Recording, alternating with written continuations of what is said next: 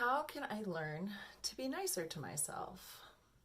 That's the question we'll be answering in 5 minutes or less for this week's Small Talk, brought to you by MyWellbeing. I'm your guest host, Julie Kenworth. I'm an associate marriage and family therapist in California. So I like this question because we can be so mean to ourselves. Oh my gosh, that nasty little voice in our heads that tells us we're not good enough, or we always screw up, or we are, fill in the blank with any derogatory word. And we as humans tend to kind of forget the good things that we do, and we focus on the bad things or the perceived bad things that we do. It's just kind of our nature. And we, it's something that we've learned. We weren't born being mean to ourselves. We learned it from being bullied or many reasons. And a lot of us actually use that inner criticism as motivation. Someone tells us we can't do something, and that makes us want to dig in and prove that person wrong. And, we think that being harder on ourselves will actually lead to change. But the problem is that this can lead to living in a lot of fear. And we start to expect things to happen that are negative. We kind of don't even notice the good things or the positive things because we're just so focused on the negative things. But there are many kinder ways that we can motivate ourselves.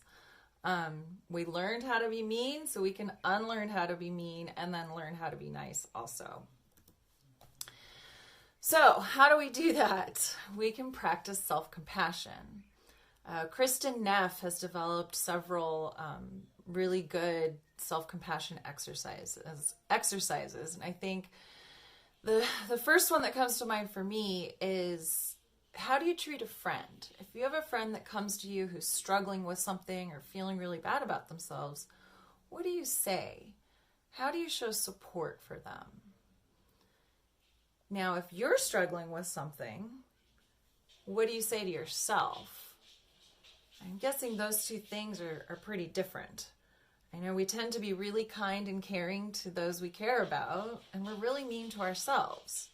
But what would it be like if you could treat yourself the way you treat a friend? Try it. Another thing you can do is get to know that inner critic. Because once you understand that inner critic, then you can learn how to quiet it, and you can learn how to turn it into an inner admirer instead of critic. So how can you do that? One thing is draw it.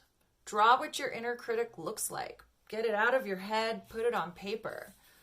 Then focus on what does it feed off of? What keeps that inner critic alive? You can draw that too. And then you can draw what that inner critic fears. What does it fear? What could potentially make it go away?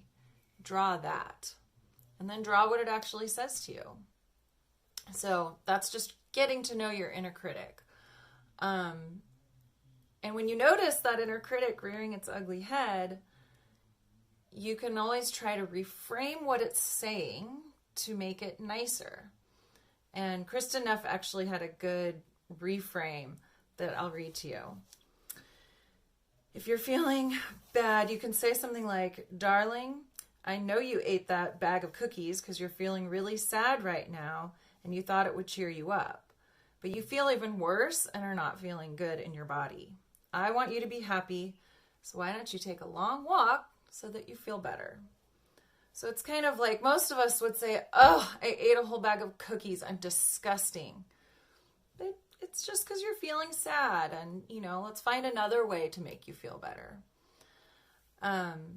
Another thing you can do that can help is to actually add something physically comforting, like stroking your arm, hugging yourself, cupping your face, but only when no one's looking. But doing something that makes you feel good. And let's face it, negative thoughts are going to creep into our heads, but it's what we do with it that matters. So I'm running out of time. Thank you so much for listening. It's been a pleasure. You can find more about me at juliekenworth.com. Otherwise, I hope the small talk was helpful for you today. Please comment to add your voice to the conversation and share with friends who you think could benefit from this small talk. Looking forward to seeing you again. Bye.